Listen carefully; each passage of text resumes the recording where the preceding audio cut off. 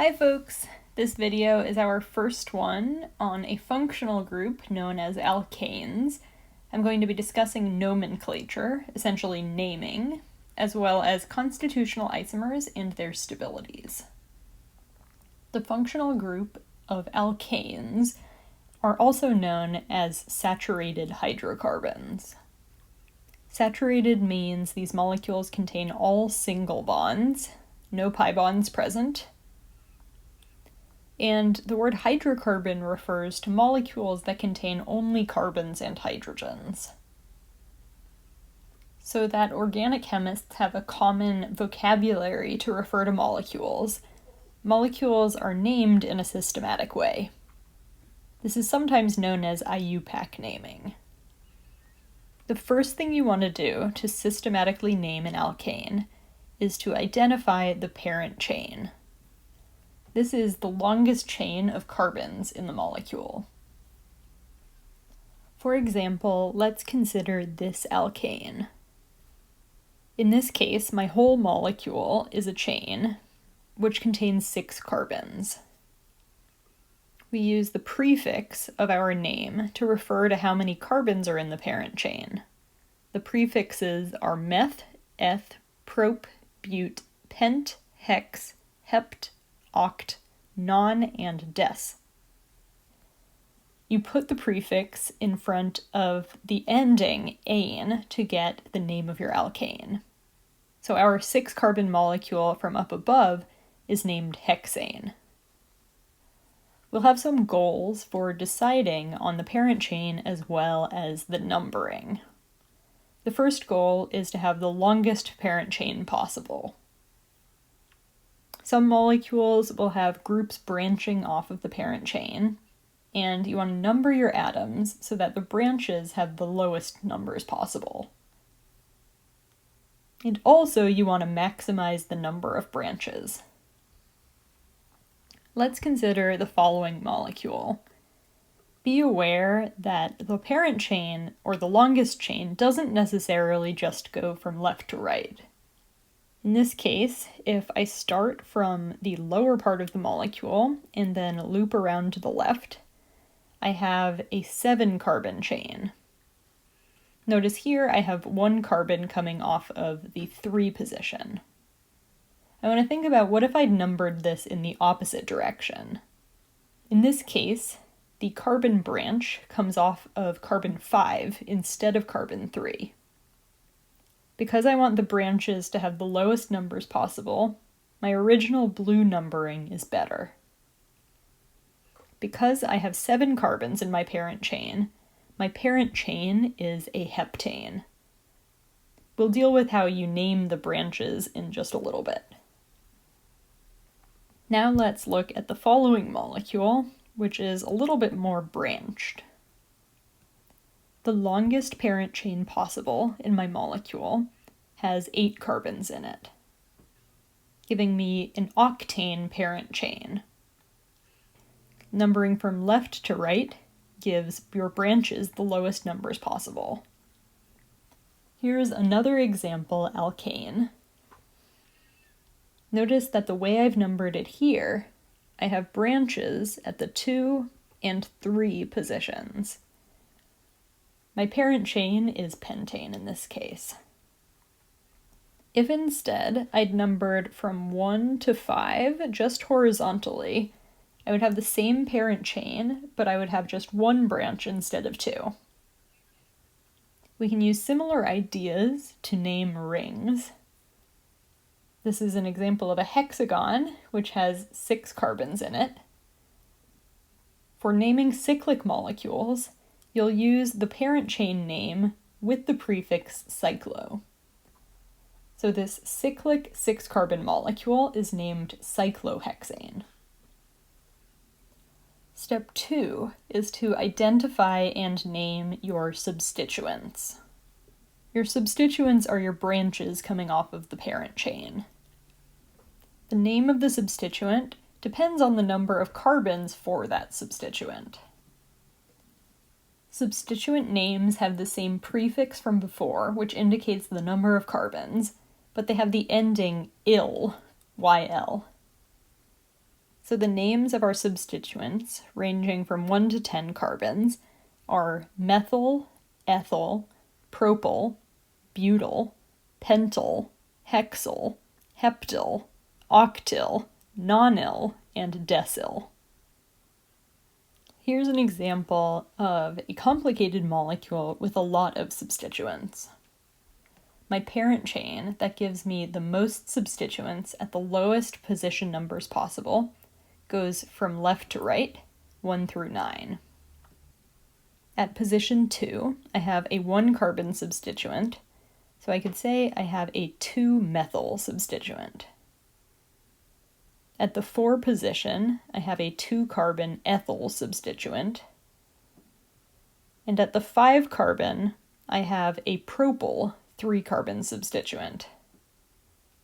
My name of my substituents refers not just to their number of carbons, but also their position along the parent chain.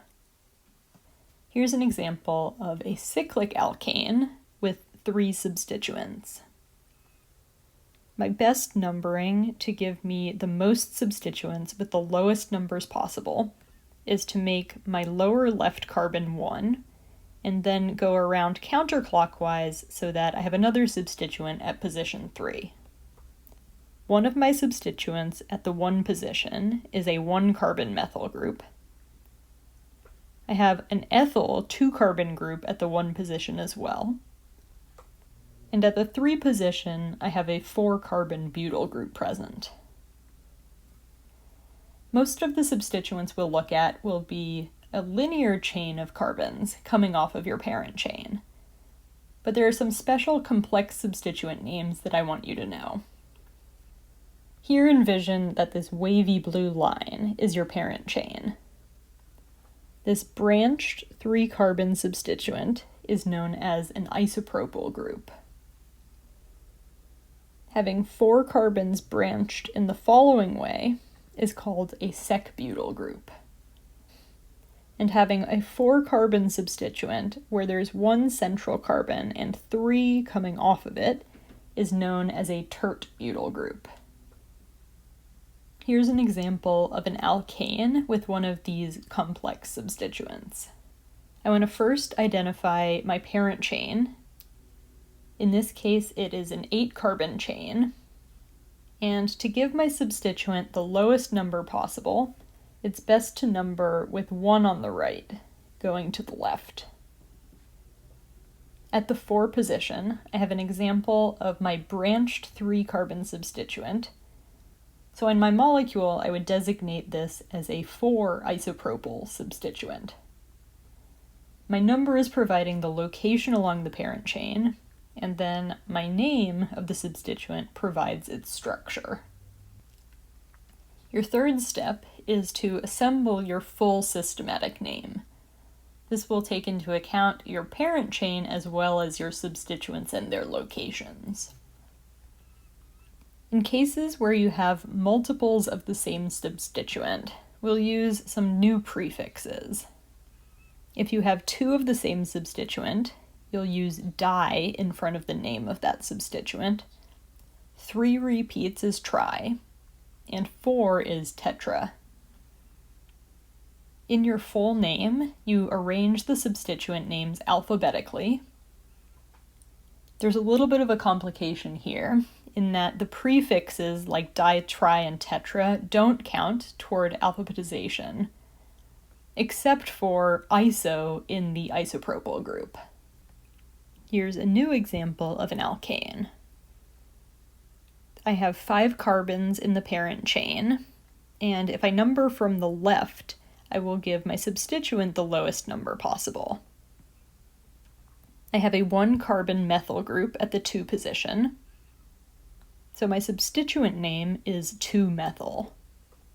I put this substituent location and name in front of my parent chain to get the full name 2-methylpentane. Here's another example of an alkane structure.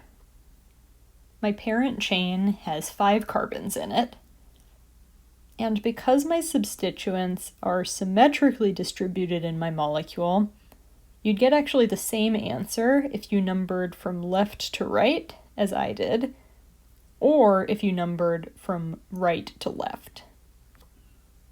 I have a methyl substituent at the 2 position, and another methyl substituent at the 4 position. Instead of saying 2-methyl, 4-methyl, what we do is we use the prefix di in front of methyl. And you put the numbers indicating your substituent locations, one in front of the other with a comma between. Overall, the name would be 2,4-dimethyl pentane. And here's a third example alkane. My parent chain is 5 carbons as well, but in this case it's better to number from the right to the left. Going in this order gives me 2 different substituents at the 2 position. So I get the most substituents with the lowest numbers possible. Notice I have 2 different substituents at the 2 position. Both of these are methyls. And I have a third methyl substituent at the 4 position.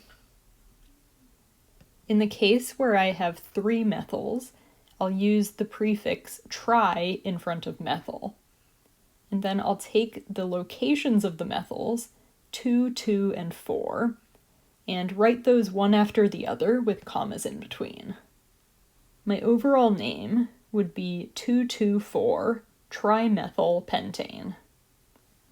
So far I've shown you examples with the prefixes di and tri, but now I want to show you some examples where we have to deal with substituent alphabetization.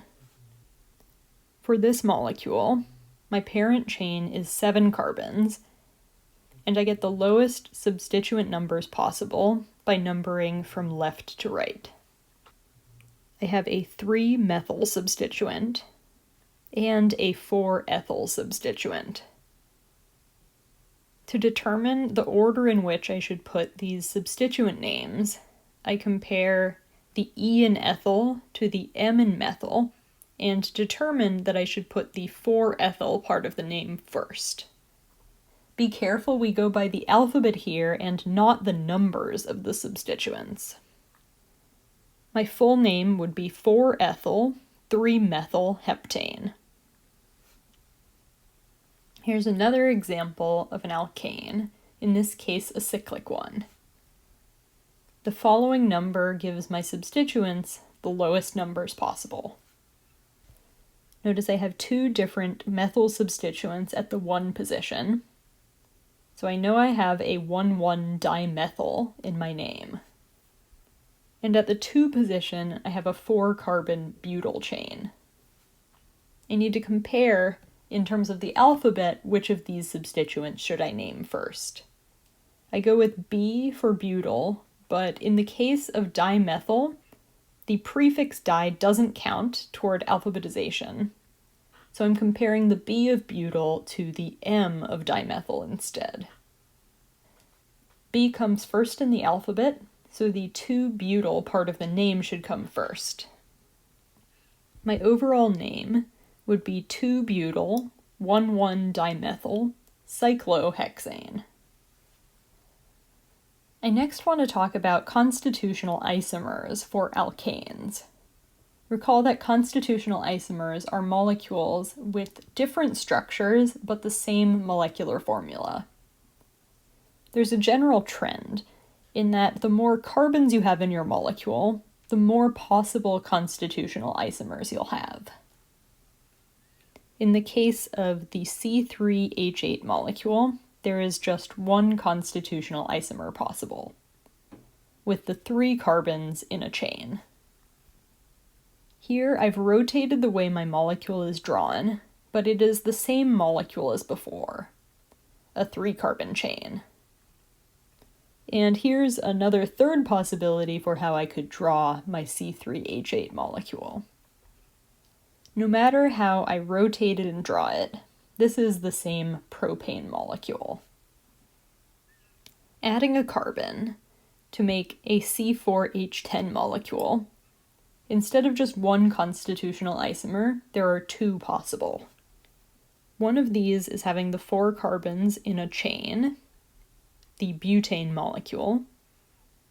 There are some other ways I can draw this, but in each case, it's the same molecule, just rotated. My second constitutional isomer has a 3-carbon chain with a methyl branch. This would be named 2-methylpropane. This is the same molecular formula as for butane, but it's a different connection of my carbon atoms. Moving on to C5H12, there will now be 3 constitutional isomers. One of these has a 5-carbon parent chain, making the molecule pentane. Here are just 3 of many other possibilities for how I could have drawn my pentane molecule. A second constitutional isomer has a 4-carbon parent chain with 1 substituent. This molecule is 2-methylbutane. Here as well, there are lots of ways I could draw my molecule, but in each case, I've drawn a 2-methylbutane. My third and final constitutional isomer for C5H12 is to have a 3-carbon chain with 2 substituents. In this case, the name of my molecule would be 2,2-dimethylpropane. As a trick, if you want to check if you've actually drawn 2 different constitutional isomers, or just 2 drawings of the same molecule, you can systematically name each compound. For example, let's consider these 2 different drawings. I want to determine, are these the same molecule or constitutional isomers of each other? They do have the same molecular formula. My parent chain for the molecule on the left has 5 carbons in it, and I have a methyl at position 2, as well as a methyl at position 3. My name for this molecule would be 2,3-dimethylpentane. For the molecule on the right, I also have a 5-carbon chain. Numbering from right to left gives me the lowest substituent numbers possible. And here I have a methyl at position 2 and a methyl at position 3. I get the name 2,3-dimethylpentane. Because these molecules, even though they're drawn differently, have the same systematic name, they must be the same compound. The last thing I want to talk about is figuring out the relative stability of different constitutional isomers. An experiment that can be performed is to look at combustion analysis. This gives us a measure of how much heat is liberated when you combust an alkane. For this, I'm going to compare our 3 C5H12 constitutional isomers: pentane, 2-methylbutane, and 2,2-dimethylpropane. Combustion of each of these constitutional isomers would involve treatment with 8 equivalents of oxygen gas. The combustion reaction converts all of your carbons into CO2 molecules, and all of your hydrogens get turned into water. In the lab, you would measure how much heat is given off when this combustion reaction occurs. Here I've written these different heats in units of kilojoules per mole. These values are negative because heat is released in this reaction. These delta H values are what are known as our heats of combustion. I'm going to show you how I would create a graph for this information from heat of combustion. My y-axis is going to be enthalpy, our heat in kilojoules per mole. The product of each of my reactions were 5 equivalents of CO2 and 6 equivalents of water. These molecules are low in energy, so I'm drawing them down toward the bottom of my graph. Starting out from pentane, my molecule's energy was up here, and upon combustion, going from my molecule's starting energy to the energy of my products, released 3,536 kilojoules per mole. for 2-methylbutane, going from my starting molecule's energy to my product's energy, released 3,528 kilojoules per mole. Notice that this constitutional isomer released less heat than my pentane constitutional isomer. And for my 2,2-dimethylpropane molecule, going from my starting molecule's energy down to my product's energy, releases 3,516 kilojoules per mole. Because this number is even smaller, my molecule started out lower in energy. Comparing my different alkane energies starting out, notice that my highest energy one was pentane, next in energy is 2-methylbutane, and lowest in energy is 2,2-dimethylpropane. Compared to my pentane molecule, my molecules that have substituents or branches are more stable. This is a general trend. Branching makes an alkane more stable. And in fact, the more branching you have, the more stable the alkane is starting out. So to briefly summarize, this video talked about naming for alkanes. I talked about the parent chain, how to number it, and your substituents. I talked about constitutional isomers for alkanes and their different energies, which we can determine using combustion analysis. That's it for this video. I will see you in class.